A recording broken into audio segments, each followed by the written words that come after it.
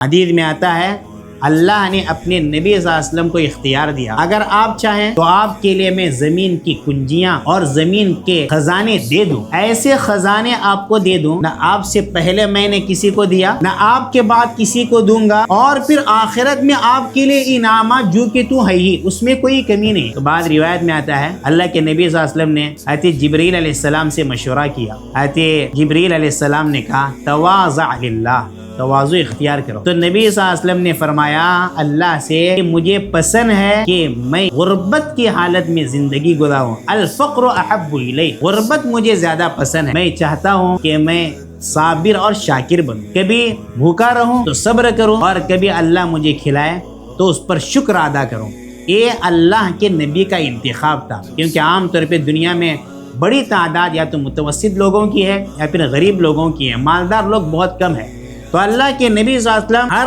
آدمی کے لیے ماڈل۔ اگر آپ صلی اللہ علیہ وسلم مالدار ہوتے تو غریب کے تھے، نبی تو مالدار تھے، ان کے لیے کوئی کمانے وغیرہ کی فکر نہیں تھی اور کوئی ان کو پریشانی نہیں تھی، اس لیے اللہ کی خوب عبادت کی۔ تو نبی صلی اللہ علیہ وسلم غریبوں کے لیے بھی آئیڈیا، غریب دیکھتے تھے کہ دیکھو اس غربت کی حالت میں نبی نے زندگی گزاری اور اللہ کو سیکنڈ کے لیے راضی کیا، ہم کیوں اللہ کو راضی نہیں کر سکتے ہیں؟